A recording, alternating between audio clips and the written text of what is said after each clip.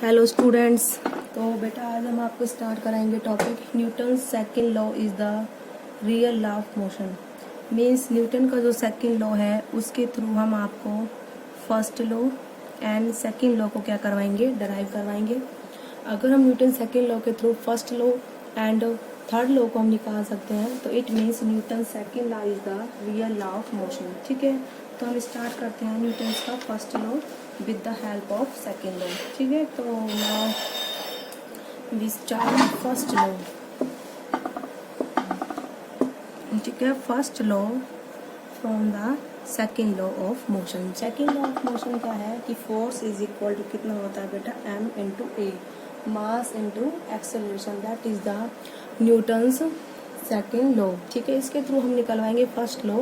First law क्या है, कहता है बेटा अगर किसी ऑब्जेक्ट पर फोर्स है तो वो मोशन में रहेगा, फोर्स लगता है तो मोशन में होगा, और रेस्ट से मोशन में आएगा, मोशन से रेस्ट में आएगा अगर एक्सटर्नल फोर्स लगता है। अगर एक्सटर्नल फोर्स नहीं लगेगा, कोई ऑब्जेक्ट रेस्ट में है तो रेस्ट में रहेगा, और मोशन में है तो मोशन में ही रहेगा। ठीक है, तो देखो according to Newton second law, Newton second law क्या बोलता है, according to the Newton second law.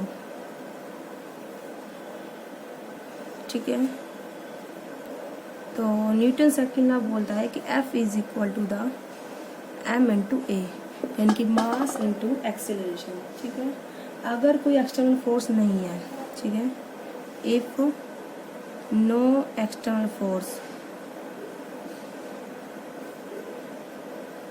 Act on body, ठीक है, तो F कितना हो जाएगा बेटा, जीरो। कितना हो जाएगा, जीरो। देयरफॉर F जीरो है तो m into a is equal to zero.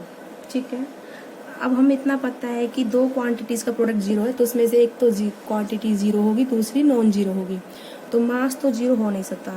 Mass can not be equal to zero. ठीक है बेटा, मास कभी भी जीरो नहीं हो सकता, तो हमें इतना पता है कि mass can not be equal to zero. ठीक है, तो mass can not be equal to zero, तो it implies acceleration is equal to zero. ठीक है, इट मीन्स बॉडी पर एक्सेलरेशन कितना होगा बेटा, जीरो होगा। तो यानी कि अगर एक्सटर्नल फोर्स जीरो था तो बॉडी का एक्सेलरेशन कितना आया, जीरो आया। इट मीन्स बॉडी की वेलोसिटी में कोई चेंज नहीं होगा, तो वो जिस डायरेक्शन में मोशन कर रही है तो उसी डायरेक्शन में क्या रहेगी, मोशन करती रहेगी। ठीक है, तो thus there will be no acceleration.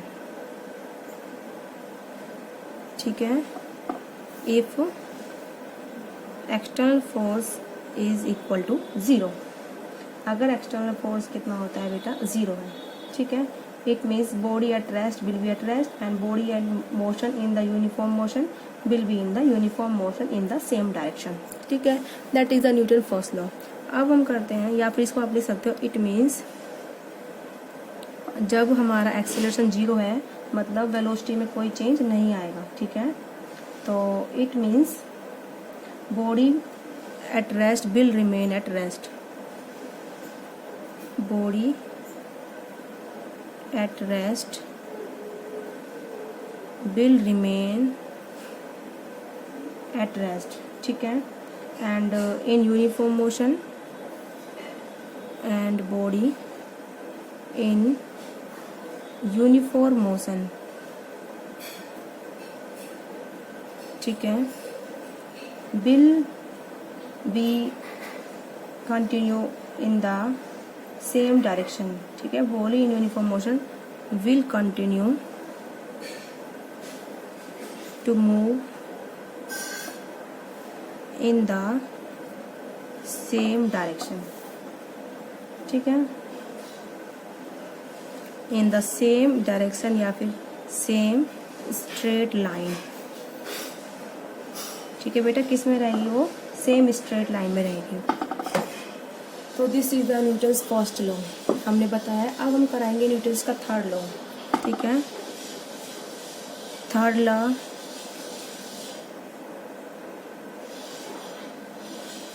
From the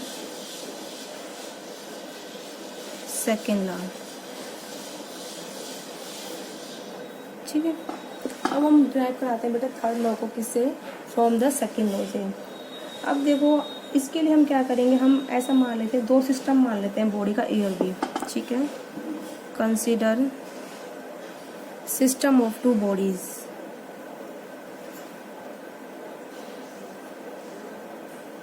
two bodies का सिस्टम मान लेते हैं ए एंड बी, ठीक है।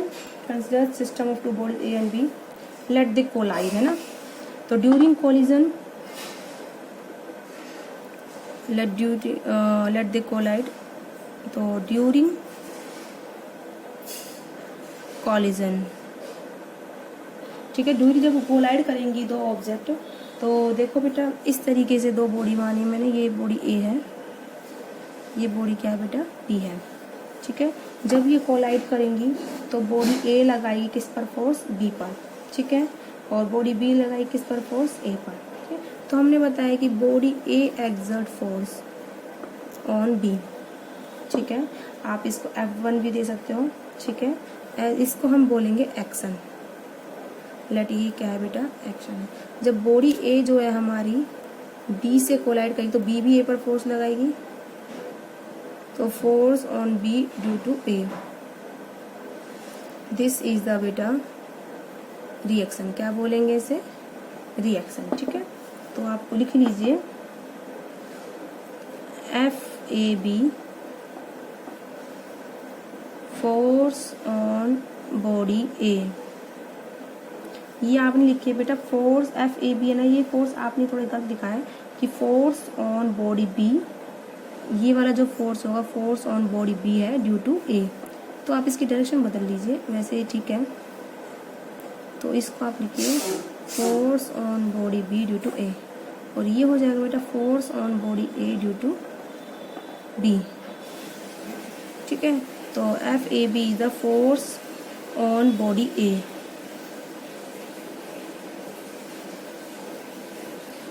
ड्यू टू बी, ठीक है। ऐसे ही FBA force on body B due to A, ठीक है। अब हमें पता है चेंज इन लीनियर मोमेंटम कितना होता है, फोर्स इनटू टाइम, तो change in linear momentum, change in linear momentum, ठीक है, ऑफ बॉडी ए कितना होगा बेटा वो, तो force on body A due to B into में टाइम कितना होगा बेटा, डेल्टा टी, ठीक है। ऐसे change in linear momentum of body B, वो हमारा कितना हो जाएगा बेटा, तो change in linear momentum of body B हो जाएगा force on body B due to A जो लगा था इनटू में टाइम डेल्टा टी, इतना टाइम नहीं हुआ है। अब देखो बेटा बॉडी ए पर फोर्स है ड्यू टू बी, तो बॉडी ए का ही मोमेंटम चेंज होगा ना, तो बॉडी बी ने फोर्स, बॉडी बी पर फोर्स है ड्यू टू ए, तो बॉडी बी का मोमेंटम चेंज होगा, ठीक है, क्योंकि बॉडी बी पर फोर्स लगा है तो बॉडी बी का मोमेंटम चेंज किया है हमने, बॉडी ए पर फोर्स लगा है तो बॉडी ए का मोमेंटम चेंज करा है, ठीक है। अब है इसके बाद total change in according to law of conservation momentum, total change in linear momentum कितना होगा, वो हम देखो पहले ये दोनों बॉडी अलग अलग थी, ये बॉडी रेस्ट पर थी, ये बॉडी रेस्ट पर थी, इसकी वेलोसिटी जीरो, इसकी वेलोसिटी जीरो, तो टोटल मोमेंटम कितना है पहले बेटा, जीरो है, ठीक है। तो total momentum before collision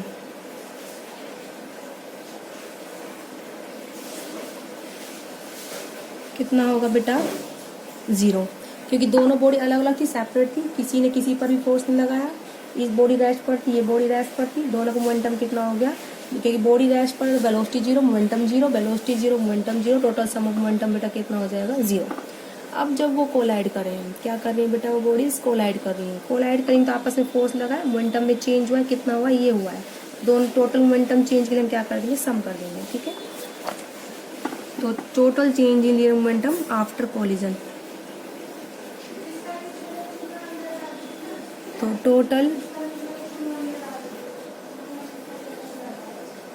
change in linear momentum, ठीक है, आफ्टर कोलाइडिंग।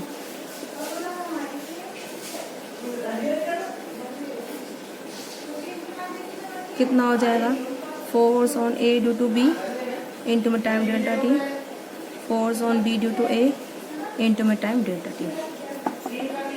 अब हम लगाएंगे law of conservation of linear momentum. Law of conservation of linear momentum बेटा क्या कहता है, total momentum before any reaction is equal to total momentum after reaction. यहाँ पर क्या हमारा कोलिजन हुआ है तो total momentum before collision is equal to the total momentum after collision, ठीक है। तो according to law of conservation of momentum, ठीक है, तो अगर किसी बॉडी पर एक्सटर्नल फोर्स नहीं लग रहा तो टोटल लीनियर मोमेंटम क्या होगा, सिस्टम का टोटल चेंज कितना होगा, 0 होगा, ठीक है, according to law of conservation, ठीक है, law of conservation of momentum. According to law of conservation of momentum, if there is no external force on system, if there is no external force on system, तो total momentum, total change in momentum will be equal to 0। तो total change in momentum will be 0, या फिर total momentum before collision is equal to the total momentum after collision, ठीक है। After collision हमारा कितना momentum है, F A B delta T plus F B A into में delta T is equal to 0। तो ये बेटा हो जाएगा F A B delta T is equal to the minus F B A into में डेल्टा टी, कैंसिल। तो force on body A due to B is equal to the minus force on body B due to B A. तो ये दोनों force equal है, on body A due to B, on body B due to A, और कैसे हैं बेटा, opposite direction में है। कैसे हैं दोनों, अपोजिट डायरेक्शन में। तो this is the Newton's third law. ये हमारा एक्शन, ये हमारा क्या हो गया, रिएक्शन, ठीक है, which is according to Newton's third law, which is mathematical form of Newton's third law, which is mathematical form of Newton's third law।